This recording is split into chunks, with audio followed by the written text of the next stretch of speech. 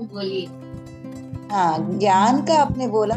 एक तो उन दोनों के बीच में वाद विवाद चला कि कर्म योग या कर्म कांड मार्ग अच्छा है या ज्ञान का मार्ग। तो तब शंकराचार्य जी ने समझाया, कर्म कांड आप जितना भी कर लो, बार बार आपको जीवन लेने के लिए शरीर लेना पड़ता है, लेकिन ज्ञान मार्ग से उसको चलाएंगे तो मोक्ष मिलने का संभावना खुलती है। मुझे सुन के बहुत अच्छा लगा। धन्यवाद मैम ये ज्ञान के लिए।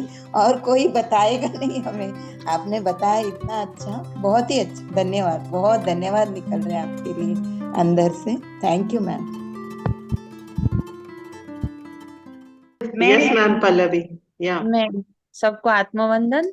मैं बोलना चाहूंगी कि जो पद्मा ने बताया कि ज्ञान और कर्म, हम कर्म तो करते ही हैं लेकिन उसको खत्म करने के लिए हमको ज्ञान होना जरूरी है। तो ये अब एक रास्ता मिला है हमको सब जानने का, तो हम जरूर ये सब जानेंगे। और बहुत अच्छा लग रहा है कि हम लोग जो नहीं जानते हैं वो सब नया जानने में मिल रहा है। और आज के इसमें मुझे ये अच्छा लगा कि बच्चे जितने भी ज्ञानी हो जाए, अपने माता पिता या पितरों के कर्म से उनको कभी पीछे नहीं हटना चाहिए। जैसे शंकराचार्य ने संन्यास ले लिया था, फिर भी वो अपनी माँ का संस्कार करने वापस आए। वो ऐसे नहीं बोले कि मैं तो बहुत ज्ञानी हूँ, मुझे क्या करना है। ऐसे ना सोच के हमारे बच्चे भी और विश्व में सबके बच्चे अपने माता पिता को कभी ना छोड़े। ये मुझे जानने से बहुत अच्छा लगा कि हमारे आगे के संस्कार भी ऐसे हैं, तो भगवान हमारे बच्चों को भी ऐसे ही सिखाएंगे। ये हमको नया एक अच्छा सीखने मिला कि हम जो कर रहे हैं वो सही ही करेंगे, अगर हम अपने पितरों से, अपने पूर्वजों से बंधे हुए रहे हैं तो। और हम अगर कर्म करते हैं तो उसका फल हमें मिलेगा, लेकिन हम जब ज्ञान अर्जित करेंगे तो उसका भी फल हमें जरूर मिलेगा। भगवान जरूर हमको मोक्ष तक पहुंचाएंगे। धन्यवाद। जानने की थोड़ा कोशिश की थी। आदि शंकराचार्य जो जगत गुरु कहलाते हैं, वो केरला स्टेट में, केरला राज्य में कालाड़ी नामक अग्रहर अग्रहर कालाड़ी में पैदा हुए थे। आर्यम्बा और उनके पिता थे शिव गुरु। ये है हमारा पहले का। और उनकी माता जी जो है उनको सन्यासी देने के लिए तैयार नहीं होती हैं, लेकिन विपदकालीन सन्यास बोलते हैं उसको, आपातकालीन सन्यास भी बोलते हैं। जो मैं स्टोरी भी बताई थी आपको, उस दौरान उनको आपातकालीन सन्यास ले लेते हैं आदि गुरु शंकराचार्य। फिर उनके माँ को वो वचन देते हैं कि वो जब भी उनकी माँ, क्योंकि वो सन्यासी एक बार ले लेते हैं तो सन्यास लेने के बाद, सन्यास धर्म लेने के बाद और गृहस्थ धर्म में आप नहीं रह सकते, गृह को परित्याग करना पड़ेगा। तो वो घर को छोड़ के जाना होगा उन्हें। तो उनको माँ को वो वचन देते हैं कि वो जब भी अपना शरीर त्याग देंगे, वो जहाँ कहाँ पर भी हो, जहाँ कहीं पर भी हो, वो आएंगे उनके माँ के पास और उनका अंतःक्रिया सब करेंगे।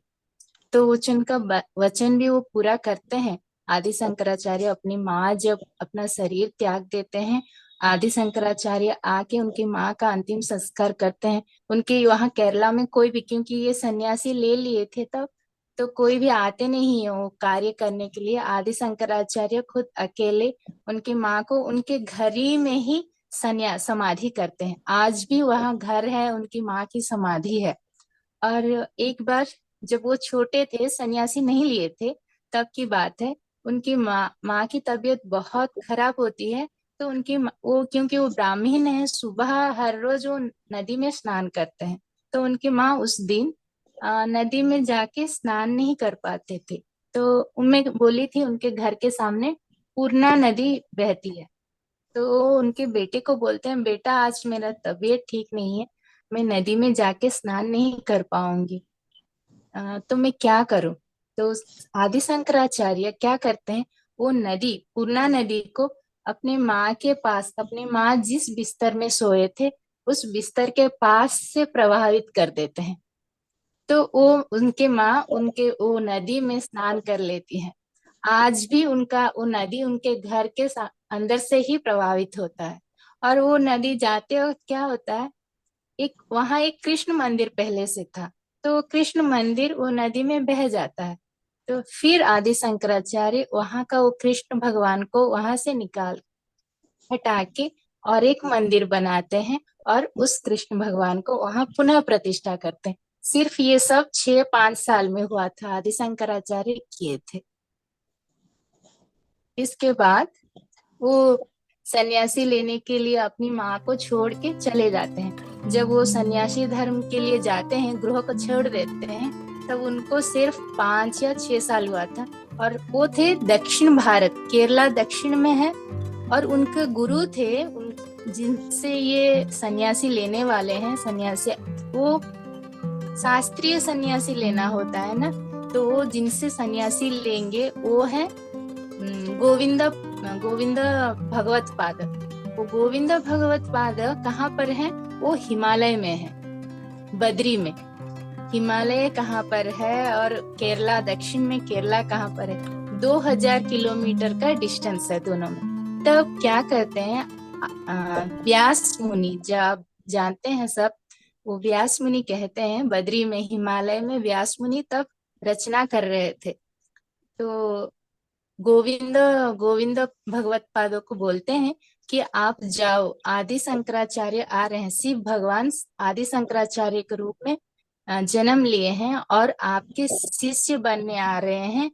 और वो बहुत छोटे बच्चे हैं, 6 साल के बच्चा कब हिमालय तक चल के आएगा, इसीलिए आप आधा दूर नीचे उतरो बोलते हैं।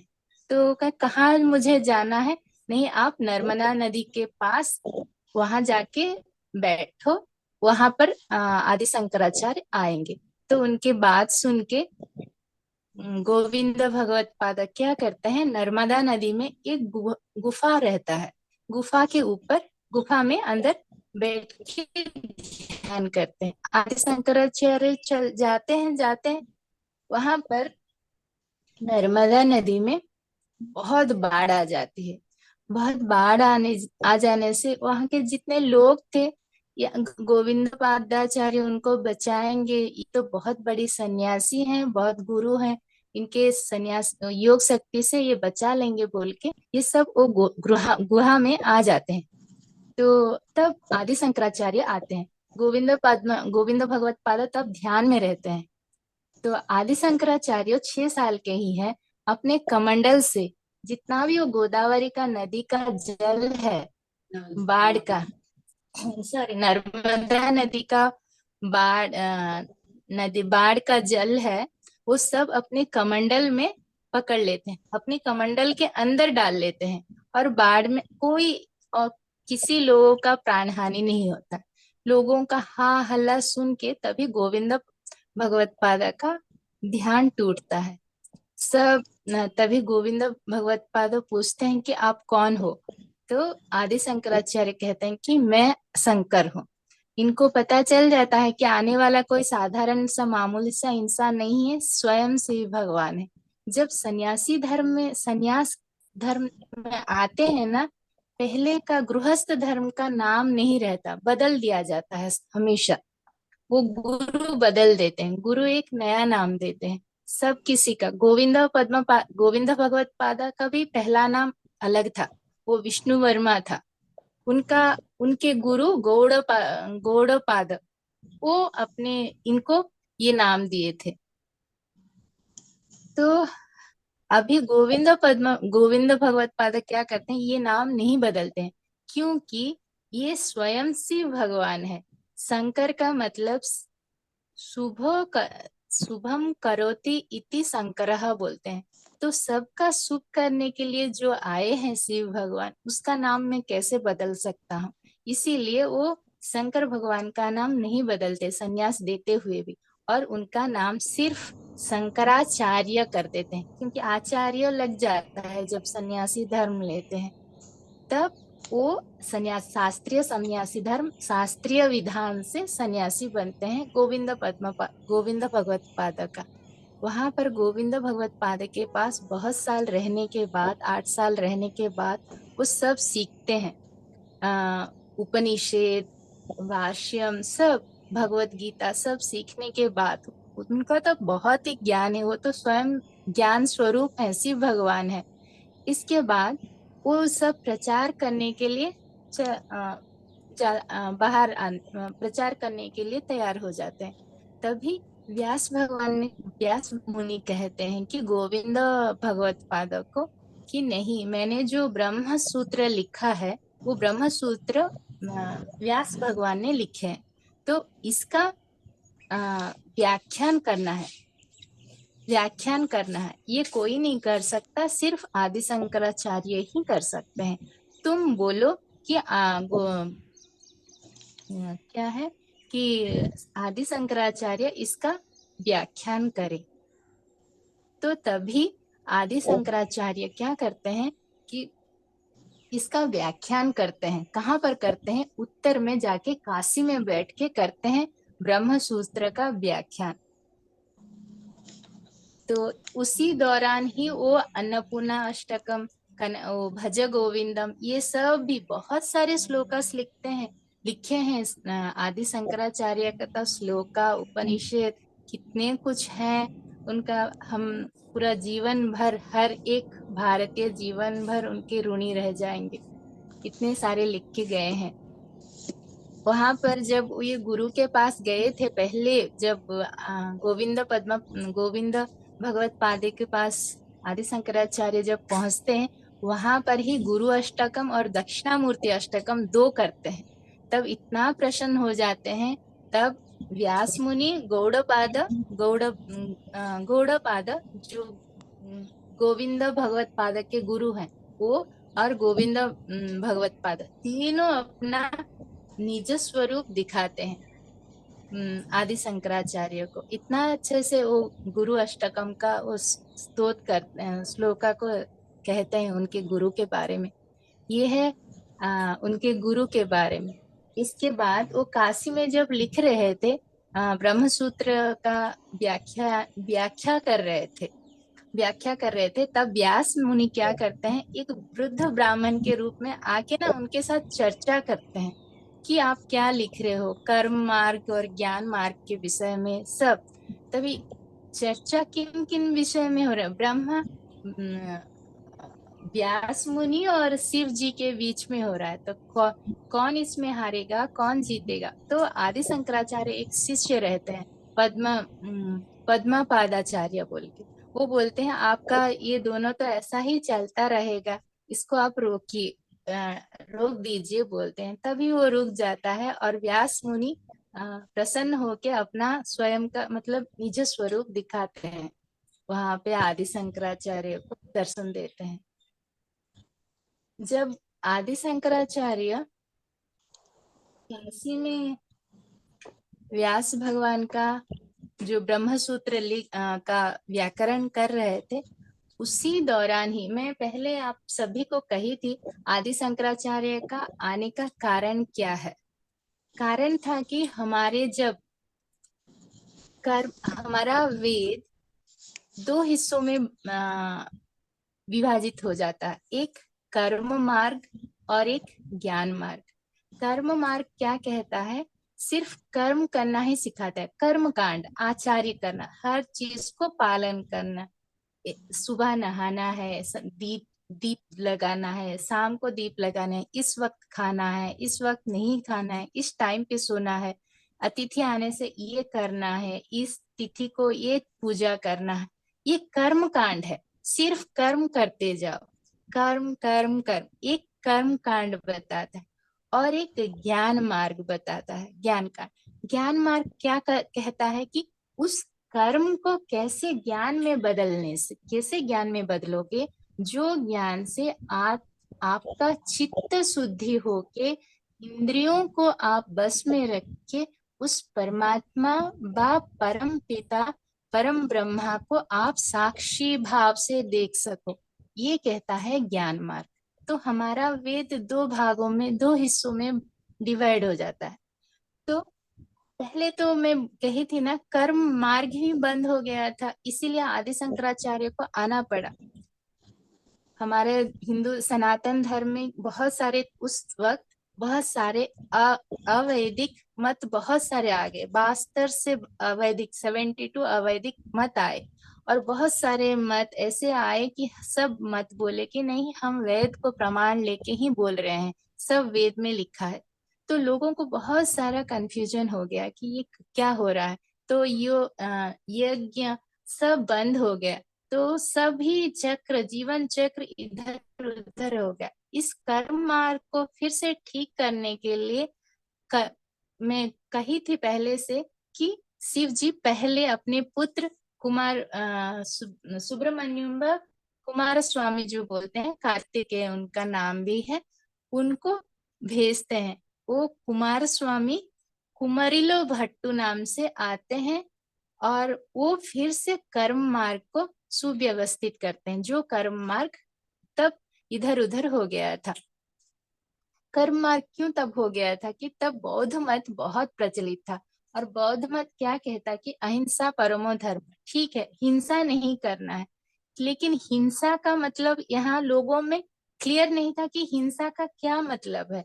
यज्ञ याग आदि करने से भी हिंसा होता है, तो मैं अभी बात भी करती हूँ, चलती हूँ, हाथ भी धोती हूँ, खाना भी खाती हूँ, सब्जी भी काटती हूँ, कुछ भी करो तो भी हिंसा ही होता है ना। बहुत सारे सूक्ष्म जीव हैं जो खत्म हो जाते हैं।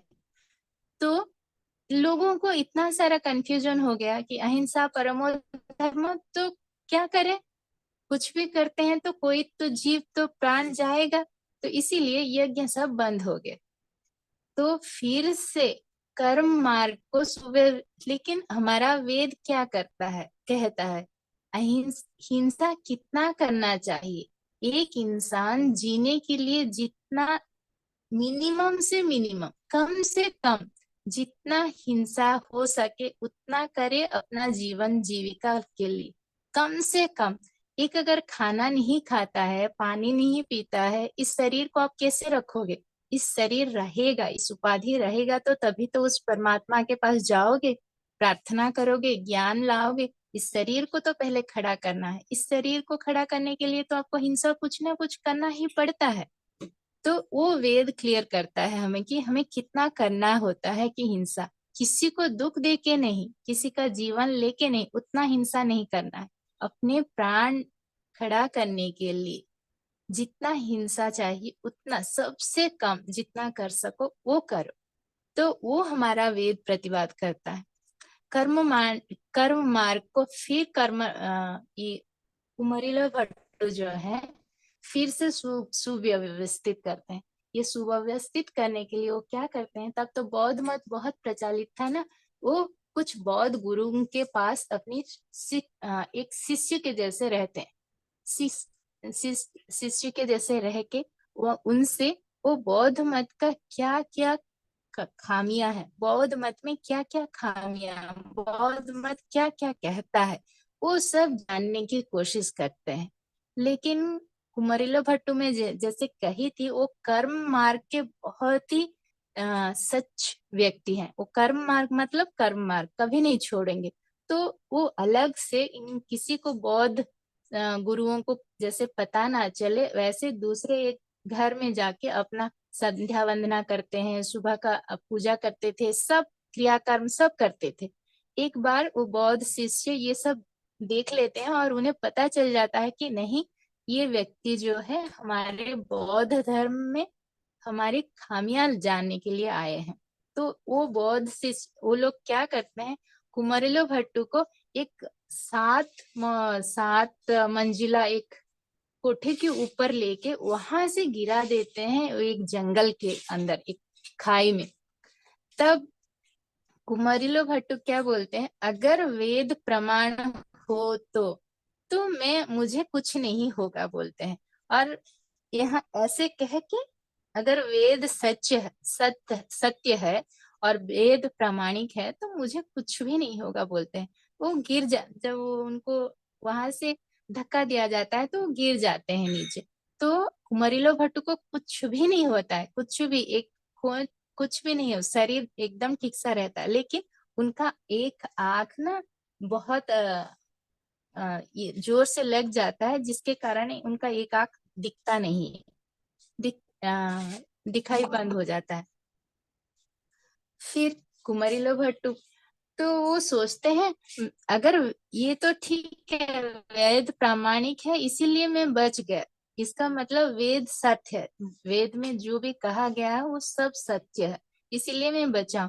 लेकिन मेरा एक आंख क्यों चला गया, वो बोलते हैं, सोचते हैं। तभी आकाशवाणी होती है कि तुम बोले कि वेद अगर सच हो, इसका मतलब तुम्हें भी वेद के ऊपर थोड़ा सा आशंका है। अगर तुम बोलते वेद सच है, अगर तुम ये बोलते, तुम्हारे वो आंख में भी वो दोष नहीं आता, बोलते वो अपना वो रियलाइज करते कि हाँ मैंने ही गलत है, मैं सोचते हैं।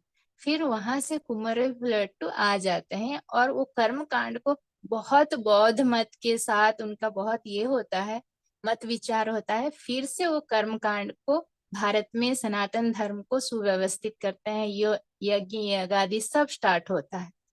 लेकिन कुमारिलो भट्ट के मन में ना हमेशा एक दुख रहता है कि मैंने बौद्ध गुरुओं को धोखा दिया है, क्योंकि मैंने शिष्य होने का नाटक करके बौद्ध धर्म में जो खामियां हैं ये सब जानने के लिए कोशिश किया। ये पश्चाताप ये हमेशा उनके मन में रह जाता है। इसीलिए वो सोचते हैं कि नहीं, क्योंकि पाप काम किया है तो मुझे पश्चाताप करना है। तो इसीलिए वो क्या करते हैं, खुद को तुषाग्नि के अंदर डाल देते हैं। तुषाग्नि का मतलब क्या है जानते हैं? तुषाग्नि का मतलब बहुत बड़ा सा अग्नि का कुंड जैसा रहता है, नीचे से धीरे धीरे धीरे आग जलता होगा। ये जो तुषाग्नि के अंदर जाएगा उसका सिर ही ऊपर दिखेगा, शरीर सब वो अग्नि कुंड में रहेगा, नीचे से आग जलता होगा और वो धीरे धीरे उसका शरीर जल के शरीर सर तक जलेगा, धीरे धीरे से जलता होगा, नीचे से आग लगेगा। वो तुषाग्नि है। तो सोचे कि मैं इतना बड़ा पाप क्यों, क्योंकि मैं जो गुरु को मैंने इतना विश्वास से माना है, वो लोग जो मुझे इतना विश्वास से ज्ञान दिए हैं, गुरुओं को कभी धोखा नहीं देना चाहिए, इसीलिए यही मेरा प्रायश्चित है बोल के वो खुद को तुषाग्नि के अंदर झांक देते हैं। तभी ये तो कर्म कांड एकदम से प्रचार कर दिए हैं कुमारिलो भट्ट। इसी वक्त क्या है कि तब उत्तर भारत में आदि शंकराचार्य एक व्यास भगवान का वो ब्रह्म सूत्र का भाष्यम कर रहे हैं, मतलब लिख रहे हैं उसका। तो उन्हें योग शक्ति से पता चलता है कि कुमारिलो भट्ट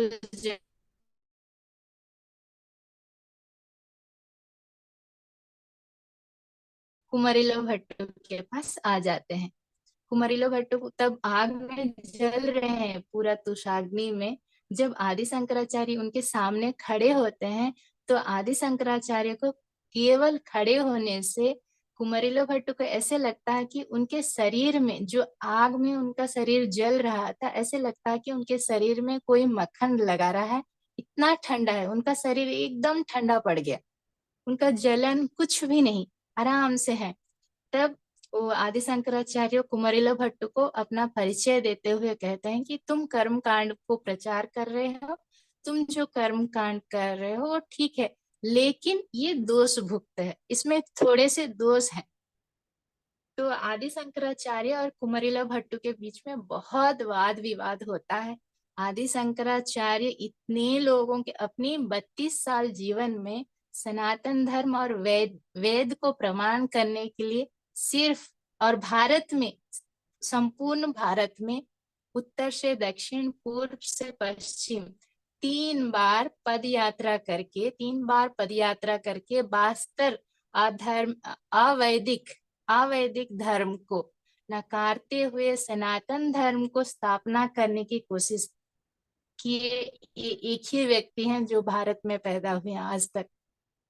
तो वो बोलते हैं कि तुम जो कर्म कांड कर रहे हो वो गलत है, इसमें आ, बोल के वो उनके साथ वाद प्रतिवाद करते हैं, कैसे गलत है वो, फिर वो उनका प्रूव करते हैं। देखो तुम कहते हो कि कर्म कांड से मोक्ष आता है, कर्म कांड करना है। तभी आदि शंकराचार्य कहते हैं कि हम जो भी कर्म करते हैं, वो कर्म का पुण्य जो रहता है, फल जो रहता है वो तात्कालिक है, ये सब याद रखिए। कर्म का फल कर्म से जो भी फल आता है वो तात्कालिक है और वो समय के साथ चला जाता है। वो पुण्य हो या पाप, आप कर्म करते हो तो उसका फल भुगतना पड़ता है। वो पुण्य हो या पाप हो, उसका फल आपको जरूर भुगतना पड़ता है। भुगतना पड़ना है मतलब क्या है? इसके लिए आपको एक शरीर को लेना पड़ेगा। इसका आप जो भी पुण्य करोगे उस पुण्य को भोगने के लिए एक शरीर तो चाहिए ना। तो पाप भी अगर किए हो, वो पाप को भी भोगने के लिए एक शरीर चाहिए। तो ये कर्म कांड से जो भी फल मिलता है, पुण्य व पाप, उसके लिए आपको एक शरीर की आवश्यकता है। तो आप बार बार शरीर में आना पड़ता है आपको वो पुण्य और पाप को भोगने के लिए। फॉर एग्जाम्पल मैं आप छोटे से एग्जाम्पल दे रही हूँ। अगर आप एक व्यक्ति है जो एक मंदिर झाड़ू कर रहा है तो एक पुण्य तो मिला। ये पुण्य को भगवान क्या करेंगे?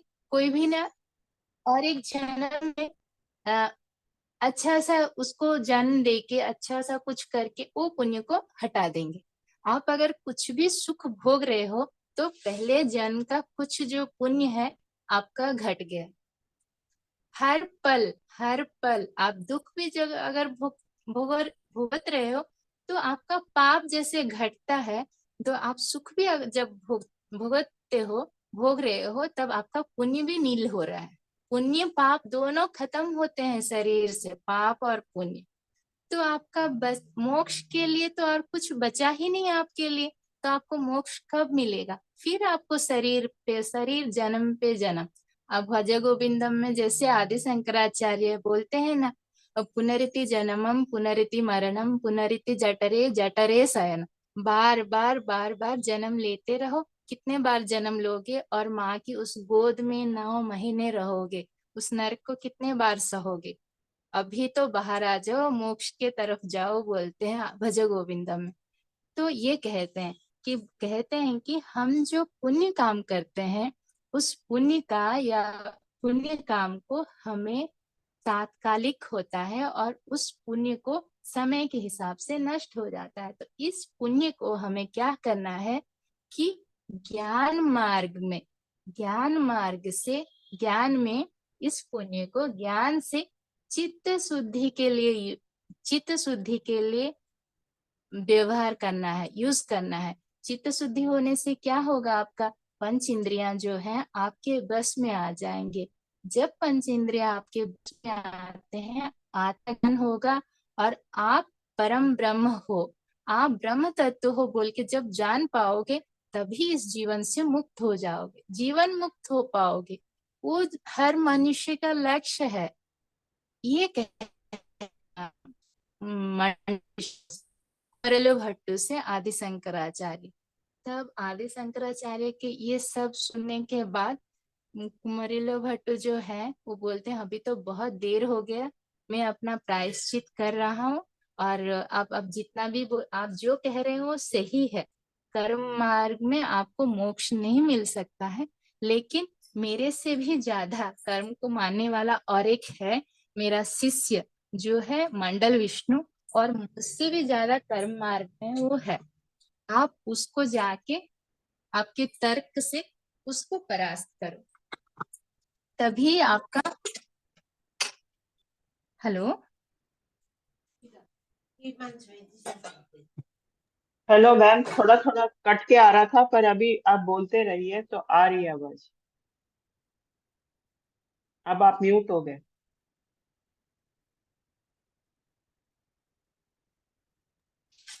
अभी सुनाई दे रहा है मैम?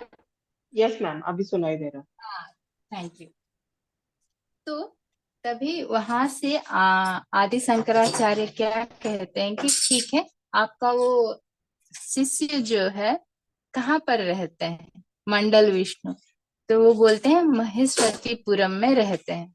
तो ठीक है, वहां पर उनका चर्चा बंद हो जाता है। उनको तो हरा दिए आदि शंकराचार्य मंडल विष्णु, सॉरी कुमरिला भट्टू को। अभी वो जाते हैं मंडल विष्णु के पास महेश्वतीपुरम। तो महेश्वतीपुरम अपनी योग शक्ति से चले जाते हैं। कितना योग शक्ति है देखिए आदि शंकराचार्य को। वहां से महेश्वतीपुरम जाते हैं। जब ये उनके घर के सामने पहुंचते हैं मंडल विष्णु अपनी पिता का श्राद्ध काम करते हैं, श्राद्ध दे रहे हैं, श्राद्ध का चल रहा है काम उनका, उस श्राद्ध, क्योंकि वो बहुत कर्म मार्ग में कर्म के सिद्धांत हैं, बहुत पक्का ब्राह्मण है। तो वो श्राद्ध करने के बाद ब्राह्मण का भोजन दिया जाता है ना, इसीलिए वो 2 जन को बुलाए। किन को बुलाए हैं? किस किस को? व्यास भगवान को, व्यास को, और यमुना, सॉरी, और एक है यामिनी, यामिनी को बुलाते हैं, 2 जन को बुलाते हैं उनको। ठीक है, तभी आदि शंकराचार्य बाहर खड़े रहते हैं। लेकिन आदि शंकराचार्य क्योंकि सन्यासी है, सन्यासी को, ये तो गृहस्थ है, मंडल विष्णु जो है वो गृहस्थ है, तो और ये कर्मवादी है, तो ये सन्यासी को स्वीकार नहीं करेंगे, ज्ञान मार्ग को वो बुलाते नहीं है। तब ये क्या करते हैं आदि शंकराचार्य, अपनी योग शक्ति से वो घर के छत छत जो है, छत के पीछे ऊपर से नीचे आ जाते हैं और व्यास के पास, व्यासाचार्य के पास आके बैठ जाते हैं। बोलते हैं कि नहीं, मुझे भी भिक्षा दो। तो वो बोलते हैं नहीं, मैं सन्यासी को भिक्षा देने वाला नहीं हूँ, नहीं मुझे ये भिक्षा नहीं चाहिए, मुझे तर्क का भिक्षा चाहिए। तो व्यास और जमिनी जो रहते हैं वो बोलते हैं नहीं, आपके आज पिताजी का श्राद्ध है, तो आप इनको भी हमारे साथ पहले भोजन दो, भोजन होने के बाद आप जो भी तर्क करो। तभी उनके बात मानने के बाद आदि मंडल विष्णु क्या करते हैं, तीनों को भोजन देते हैं। फिर व्यास और जमिनी जो है वो चले जाते हैं, खाना होने के बाद, वो भोजन लेने के बाद आशीर्वाद करके चले जाते हैं। तब आदि शंकराचार्य और मंडल विष्णु के बीच में तर्क चलता है, प्रतिवाद चलता है। कहते हैं कि तुम जो कर्म कांड कर रहे हो वो उसमें थोड़ा से दोष है, उसको मुझे सुधारना है, तुम मेरे साथ तर्क करो। तो ठीक है, मंडल विष्णु सोचते हैं कि मैं जीत जाऊंगा, मैं क्योंकि बहुत कर्म सिद्धांती हूँ और कर्म मार्ग में मैं पक्का हूँ, तो पक्का मैं जीतूंगा। तो ठीक है, तो इन दोनों के बीच में शर्त आता है, शर्त लगता है। तो मंडल विष्णु बोलते हैं कि मैं अगर हार जाता हूँ तो मैं सन्यासी ले लूंगा, गृहस्थ धर्म में है ना ये। तो ये कहते हैं कि मैं अगर हार जाता हूँ तो मैं सन्यासी ले लूं, और आप अगर हार जाएंगे, आदि शंकराचार्य को बोलते हैं, आप अगर हार जाते हैं तो क्या करेंगे? तो आदि शंकराचार्य बोलते हैं वो सन्यासी से गृहस्थ नहीं लेंगे, वो एकदम अवैदिक है ना, अधर्म बात है। तो आदि शंकराचार्य कहते हैं नहीं, मैं जब तक जिंदा रहूंगा तब तक अन्न जल कुछ भी स्वीकार नहीं करूंगा, वैसे ही मृत्यु लूंगा, तब तक कुछ भी नहीं, सांस भी नहीं लूंगा, ऐसे बोलते हैं। हाँ ठीक है, दोनों के बीच में तर्क वितर्क होता है, वाद विवाद। तो ये तर्क करने, इस दोनों के तर्क तो होगा, स्टार्ट होगा, लेकिन कोई तो न्याय क्या कहते हैं, न्याय निर्देश, जो दोनों के बीच में न्याय, कौन सही है कौन गलत है कहने के लिए न्याय विचारक जो एक रहना चाहिए, वो तो होना जरूरी है। तो कौन रहेगा? ये मंडल विष्णु की वाइफ जो है, स्त्री जो है, पत्नी जो है, वो है उभय भारती। मैंने आपको याद होगा तो कहा था मंडल विष्णु स्वयं चतुर्मुख ब्रह्मा है। चतुर्मुख ब्रह्मा मंडल विष्णु नाम से आए हैं, और उनकी पत्नी सरस्वती सरसबाणी व उभय भारती के रूप में आए हैं। तो तभी सरस्वती व उभय भारती कहते हैं कि मैं न्याय पद में रहूंगी, मैं, आप दोनों चर्चा करो, मैं देखती हूँ कि कौन सही है कौन गलत है। लेकिन अपनी पति को आप हार गए हो, कहना एक पत्नी के लिए बहुत दुख की बात होती है, कह भी नहीं सकते ना।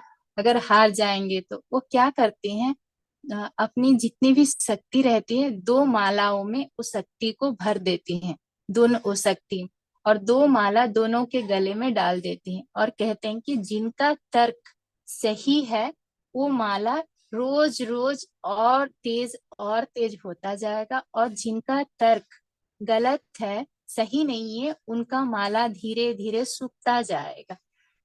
इन दोनों के बीच में तर्क, वाद प्रतिवाद 21 दिन चला। सोचिए, 21 दिन चला। तो ये तर्क चलता रहा। 21 दिन के बाद हर रोज धीरे धीरे मंडल विष्णु का जो फूल का माला था वो धीरे धीरे सूखने लगा और वो धागा बढ़ता गया। लेकिन हर रोज तर्क के बाद आदि शंकराचार्य जो फूल गले में फूल का माला था वो रोज और तेज और ज्यादा सुंदर महक रहा था। तो इससे पता चल गया कि कौन हार गया और कौन जीत गया। तो आखिरी 21वें दिन के बाद उभय भारती जो है वो दोनों को बोलते हैं कि दोनों भिक्षा लेने के लिए आओ। हमारे सनातन धर्म में भिक्षा का मतलब केवल सन्यासी ही कह सकता है। भिक्षा एक सन्यास धर्म में जो रहता है वो भिक्षा का पद यूज कर सकता है। और एक कौन, ब्रह्मचार्य में जो रहते हैं ये भिक्षा करते हैं। और बाकी कोई भिक्षा नहीं करता, गृहस्थ भिक्षा नहीं करता। हम जब अगर किसी को, एक गृहस्थ अगर कहता है कि मैं भिक्षा कर रहा हूँ, वो गलत है। कोई भी कभी भी गृहस्थ भिक्षा नहीं करता। गृहस्थ केवल देवार्चना करता है। देव भगवान को पूजा, जो भी खाना हम बनाते हैं वो भगवान को नैवेद्य करके अर्चना करके उसको हम भोजन करते हैं। देव भगवान की प्रीति के अर्थ हम उसको भोग समझ के भोजन करते हैं। लेकिन ब्रह्मचार्य और आपके संन्यास धर्म में हमारा ना भिक्षा रहता है। तो हर रोज 21 दिन में उभय भारती हर रोज अपने पति मंडल विष्णु को देवार्चना के लिए बुलाते थे और इनको भिक्षा के लिए बुलाते थे। लेकिन 21 दिन के बाद वो बोलते हैं कि आप दोनों भिक्षा के लिए आ जाओ। इसका मतलब वो अपनी स्वीकार कर लिया कि मंडल विष्णु हार गए तर्क में, तो ज्ञान मार्ग हार गया बोल। फिर मंडल विष्णु जो है वो सन्यासी ले लेते हैं। तभी उनकी पत्नी का और क्या काम, अभी अगर पति ही नहीं है तो वो क्या करेंगे यहाँ पर। तो वो उभय भारती जो है वो कहते हैं कि नहीं, मैं सतयुग में फिर से चली जाऊंगी। वो फिर से सरस्वती बन जाती है। उभय भारती सरस्वती बन के सतयुग में चले जाने के लिए चले जाते हैं। तभी आदि शंकराचार्य क्या कहते हैं, नहीं आप कैसे चले जाओगे माँ, मेरा भारत इतना बड़ा देश, मेरा भारत, और यहाँ के संतान क्या होंगे अगर आप चले जाओगे यहाँ से। आपको यहीं पर रहना होगा, इस भूमि पर ही रहना होगा बोल के तभी वो क्या करते हैं, सरस्वती माँ को वन दुर्गा मंत्र से ना बांध देते हैं। सरस्वती को बांध के नीचे फिर ले आते हैं। तो सरस्वती फिर नीचे आ जाती है। तो आदि शंकराचार्य को बोलते हैं तुम्हें क्या चाहिए बोलो। नहीं, आप यहाँ पर ही रहो, आप कहीं मत जाओ। तो सरस्वती बोलते हैं मैं कहाँ रहूं। तो आदि शंकर सरस्वती बोलते हैं कि तुम चलते जाओ चलते जाओ, तुम जहाँ रुकोगे मैं तुम्हारे पीछे पीछे आऊंगी। तुम जहाँ तुम रुक जाओगे मैं वहां रुक जाऊंगी और मैं वहां से खिलूंगी नहीं। सरस्वती बोलते हैं ठीक है। तो आदि शंकराचार्य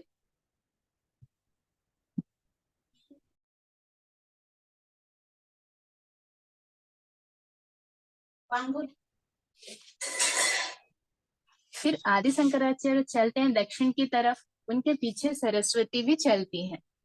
वो- तो वो आ रहे हैं बोल के क्या आवाज होगा। सरस्वती बोलते हैं मेरी मंजिलों की शब्द तुम्हें सुनाई देगा, तुम पीछे मत देखना कि मैं आ रही हूँ या नहीं तुम्हारे पीछे, तुम कभी भी पीछे पलट के मत देखना। तुम जहां पर मुझे पीछे पलट के देखोगे मैं वहीं पर रुक जाऊंगी।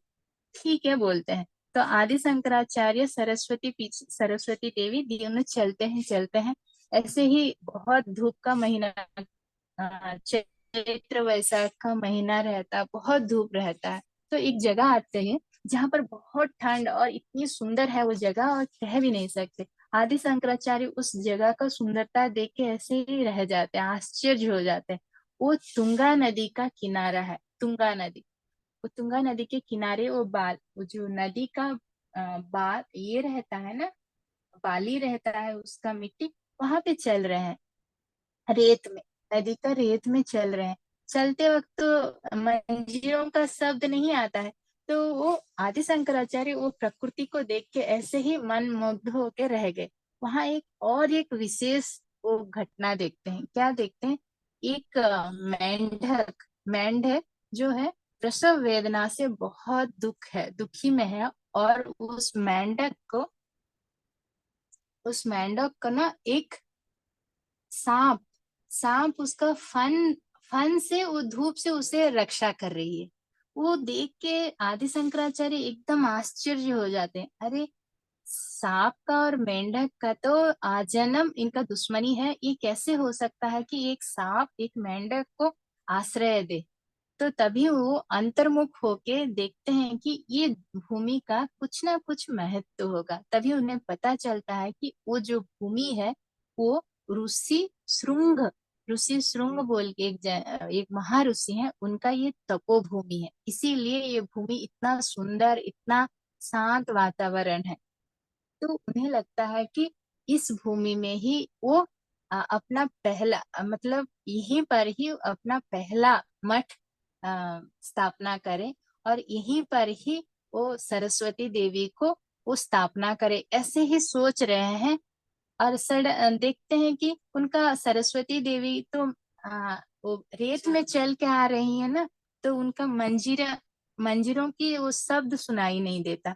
तो आदि शंकराचार्य सोचते हैं, अरे सरस्वती देवी का मंजीरों का शब्द मुझे सुनाई नहीं दे रहा है, सरस्वती देवी शायद कहीं रुक गए हैं बोल के वो पीछे पलट लेते हैं।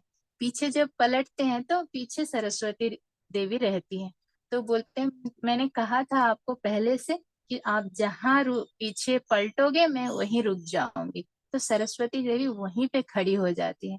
खड़ी होने से तब आदि शंकराचार्य क्या करते हैं, अपनी योग शक्ति से सरस्वती देवी को एक चंदन के दारू मतलब एक चंदन के वृक्ष में उतार लेती हैं। पूरा सरस्वती देवी को एक चंदन के वृक्ष में उतार के उनकी एक विग्रह वहां पे अभी भी है, उनका मंदिर श्रृंगेरी में अभी भी उनका मंदिर, वो विग्रह है। आदि शंकराचार्य जिन विग्रह को प्रतिष्ठा किए थे, वो चंदन का विग्रह अभी भी है। कौन सा मंदिर है? विद्याशंकर मंदिर श्रृंगेरी में अभी भी सरस्वती शारदा नाम के नाम से अभी भी है। वो स्वयं सरस्वती ही है जो आदि शंकराचार्य प्रतिष्ठा किए हैं।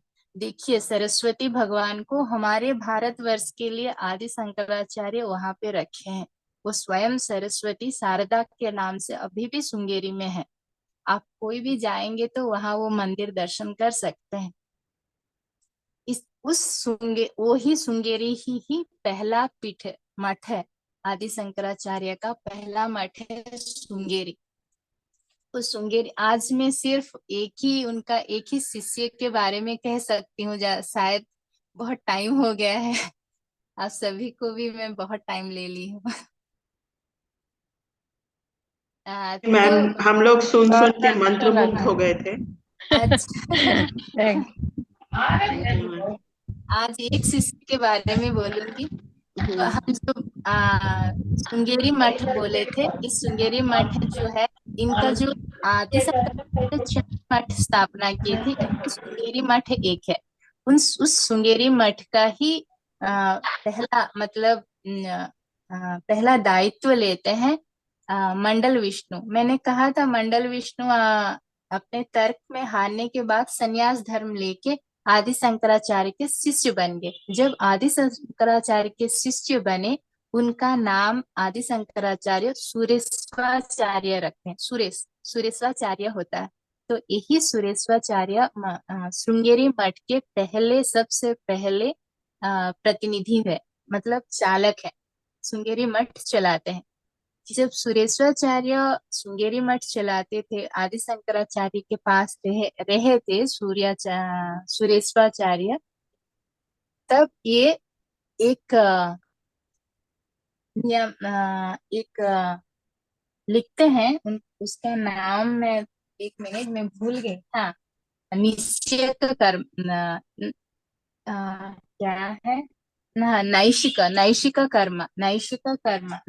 कर्म सिद्धि, नैशिक कर्म सिद्धि बोल के एक लिखते हैं खुद सुरेश्वराचार्य। लिख के अपने गुरु आदि शंकराचार्य को वो देना चाहते थे, लेकिन उनके साथ और बहुत सारे शिष्य भी थे श्रृंगेरी में।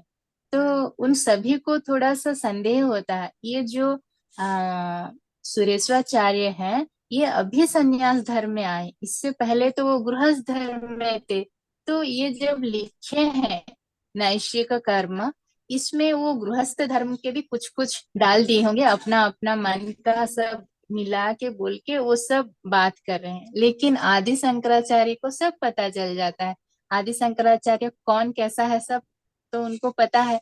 तो वो तभी सुरेश्वराचार्य को बहुत दुख होता है। वो जो लिखे हैं अपने गुरु के लिए, वो नैष्ठिक कर्म सिद्धि वो लेके आते हैं और अपने गुरु के चरणों के पास रखते हैं और कहते हैं कि प्रभु, मैंने ये आपके लिए कहीं से अगर मैं लेके आता हूँ तो आप स्वीकार नहीं करेंगे, ये मुझे पता है। ये मैंने लिखा है आपके लिए, आप इसको स्वीकार कीजिए। अभी पहले तो मैं गृहस्थ धर्म में था तो मेरे पास सब कुछ था, धन दौलत ऐश्वर्य सब था। अभी तो मैं सन्यासी धर्म में हूँ, मेरे पास आपको देने के लिए कुछ भी नहीं है। ये मेरा ज्ञान है, मैंने जो आपसे सीखा है ये आपको अर्पण कर रहा हूँ बोल के वो नैष्ठिक कर्म सिद्धि बोल के वो सुरेश्वराचार्य का लिखित अभी भी बहुत प्रसिद्ध है, वो लिख के अपने गुरु को देते हैं।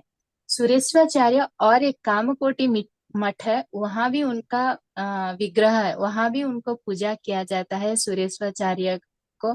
और वहां पर वो कांची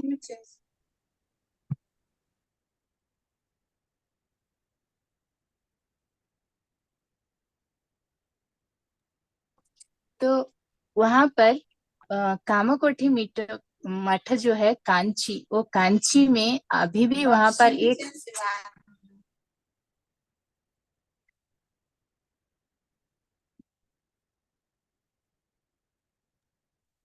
वो कामकोटि मठ जो है कांची में, वहां पर अभी भी एक जगह है, वह गांव है जहां पर उनका नाम से वो गांव है मंडल विष्णु अग्रहरम बोल के अभी भी वहां पर एक गांव भी है। तो ये सुरेश्वराचार्य बहुत ही प्रसिद्ध और बहुत ही एक आदि शंकराचार्य के चार शिष्य हैं, उनमें एक है सुरेश्वराचार्य फर्स्ट शिष्य जो है, और बाकी तीन शिष्य जो हैं। और बात नेक्स्ट क्लास में कहूंगी, बहुत टाइम हो गया, मैं आप सभी को बहुत टाइम ले ली आप सभी का। मैम आप अगर इजाजत दें तो एक एक अगर लाइन की इसमें से आपको क्या अच्छा लगा अगर हाँ बोलेंगे तो वो फिर ये कंप्लीट हो जाएगा, अगर कोई हाँ, कुछ सभी को कहना। आपको देखिए प्लीज। हाँ मैं फिर या नेक्स्ट क्लास में आप आदि शंकराचार्य के चार शिष्य हैं, एक तो सुरेश्वराचार्य, दो है पद्म पादाचार्य, तीन है तोटकाचार्य, चार है हस्तामलकाचार्य। ये चार जो शिष्य हैं, चार ही एक ही स्थाई के हैं, कौन ज्यादा कौन कम ऐसा कुछ भी नहीं है, सभी एक ही प्रातः स्मरणीय है, इतने भगवान के तुल्य है। तो चार शिष्य एक ही जैसे हैं। आदि शंकराचार्य के देखते हैं तो उनके साथ चार शिष्य बैठे रहते हैं, ये चार हैं, उनमें एक जन के बारे में मैंने आपको कहा है, सुरेश्वराचार्य के बारे में। बाकी तीन जो है मैं नेक्स्ट क्लास में कहने की कोशिश करती हूँ। धन्यवाद। आप प्लीज आप सब बोलिए, आपको कैसा लगा आज का क्लास। थैंक यू सभी को, आप आए, इतना समय दिया। Thank you ma'am, thank you. Thank you. तो मैं ही शुरू करती हूँ, कोई शायद हाँ हाँ प्लीज प्लीज प्लीज। तो मुझे ये पता मतलब ऐसे लगा कि कोई भी जो समस्या आती है, जैसे कि पढ़ाई की भी अगर तीव्र इच्छा हो तो फिर रास्ते खुलने लगते हैं। मुझे शंकराचार्य जी के जो भी आपने 2 क्लासेस लिए हैं तो हाँ वो वैसे तो मतलब गुणी थे ही, लेकिन ऐसे एज अ नॉर्मल मनुष्य ये आता है कि अपनी मेहनत करते रहना और जो सामने आए उससे मतलब सीखते रहना और आगे बढ़ते रहना, और इसी तरह हम नॉलेज के लिए या ज्ञान के लिए आगे बढ़ते हैं। दूसरा मुझे ये भी समझ में इसमें आ रहा था कि धीरे धीरे जब हमारी नॉलेज बढ़ती है तो तब जो लोग हमारे मतलब वैसे ही लोग हमारे आसपास आते रहते हैं, मतलब अट्रैक्ट होते हैं या हम उनसे मिलते हैं। तो जैसे आप बोल रहे हैं कि उनके शिष्य हैं, पर दोनों ही ने एक दूसरे से सीखा, मतलब ऐसे हो सकता है कि शिष्य हैं पर दोनों ने ही एक दूसरे से सीखा, और नॉलेज का, ज्ञान का आदान प्रदान हुआ और ज्ञान बहता गया। और जो आप बोल रहे हैं कि सरस्वती उनके पीछे पीछे आ गई, तो वो एक कहानी भी हो सकती है और दूसरा ये भी हो सकता है कि उनके डिटर्मिनेशन या उनकी अ, इच्छा या उनकी परसिवरेंस को देखकर जो ज्ञान है वो भी फिर उनके पीछे पीछे आ गई, मतलब कि उनने भी उनको मदद की ऐसे। मतलब स्टोरी में बोलने के लिए अलग है कि वो बांध दिए ये हो गए, तो ये मुझे, मतलब बहुत सारे पॉइंट्स पर ये पॉइंट्स मेरे दिमाग में अभी हैं। तो थैंक अभी वनदुर्गा स्तोत्र है मैम, वनदुर्गा स्तोत्र अगर होम में किया जाता है तो इतना भयंकर, इतना डरावना लगता है, उसका एक एक श्लोक उच्चारण भी सुनने से डर लगता है। वो वनदुर्गा स्तोत्र है। उस स्तोत्र से वो सरस्वती आज भी उनका ऐसे ही एक वृद्ध औरत के रूप में आज भी सरस्वती देवी शारदा के नाम से वहीं पर है। और वहाँ वो सरस्वती देवी इतने सच है वहाँ।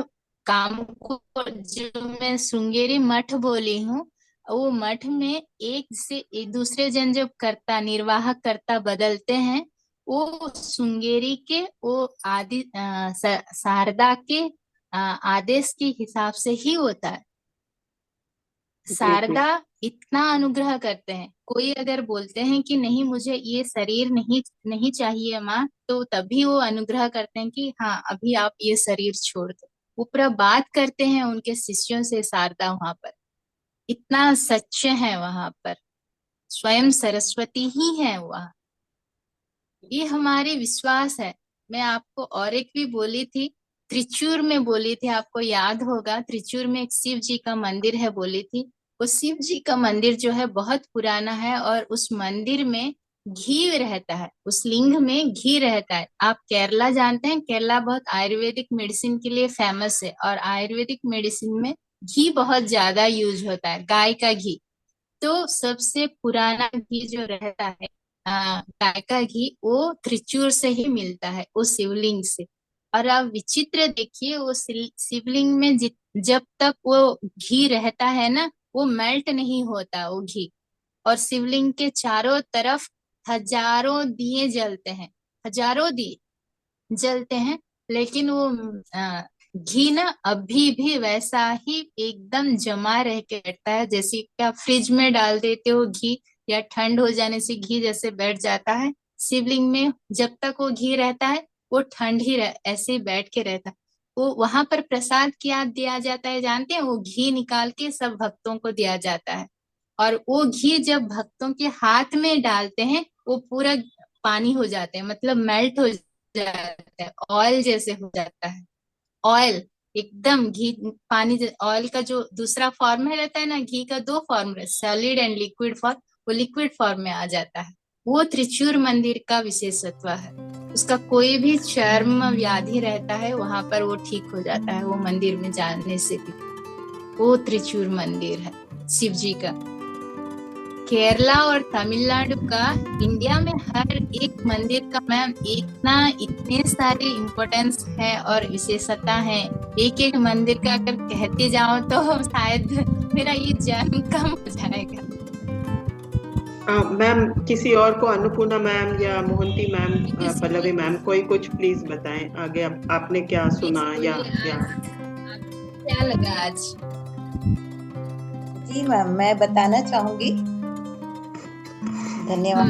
हाँ, मुझे बहुत अच्छा लगा क्योंकि श्रृंगेरी मठ कर्नाटका में है, लेकिन मैंने नहीं देखा। मैं शादी करके इधर आ गई तो वहाँ जाने का मेरे को सौभाग्य नहीं मिला, लेकिन आपने अभी बोला तो मन कर रहा है मैं अभी जाऊं और दर्शन करके।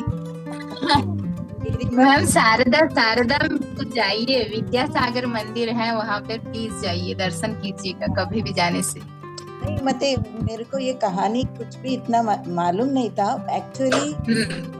बेस्ट फ्रेंड है एक बेंगलुरु में, तो मतलब क्लास फ्रेंड्स। उनके पापा ने शंकराचार्य जी का बहुत कुछ लिखा है। अभी भी जीवित है वो अंकल, लेकिन वो अच्छा। मैंने उसको ध्यान ही नहीं दिया। लेकिन आज आपने ये सब सुनाया तो बहुत अच्छा लग रहा है, बहुत ही मतलब मैं एक्सप्रेस नहीं कर पा रही। जैसे आपने अभी बोला त्रिचूर का, घी का, वो भी बहुत ही अच्छा लग रहा है। ऐसे ऐसे मंदिर है भारत में कि एक एक जगह की महत्व ही ऐसा है, लेकिन हम पढ़े लिखे लोग उसको इतना महत्व नहीं देते आजकल, है ना ऐसे। लेकिन वहां पे हर एक मंदिर के एक चमत्कार है, हर एक मूर्ति में एक चमत्कार है। और मैंने ज्ञान का आपने अभी बताया, बता दो थोड़ा और एक सेंटेंस में। चलिए फिर सोमवार को मिलते हैं 5:30 बजे। बहुत बहुत धन्यवाद सभी का, आपने ज्वाइन किया। और मैं इसकी रिकॉर्डिंग 1-2 दिन में करूंगी, थोड़ा मैं डाल दूंगी, फिर जो नहीं सुन पाए पूरा वो सुन पा लेंगे। बहुत बहुत धन्यवाद धन्यवाद, पद्मा मैडम को, धन्यवाद। बहुत बहुत बहुत धन्यवाद, बहुत बहुत सभी को धन्यवाद। आत्मवंदन। बाय।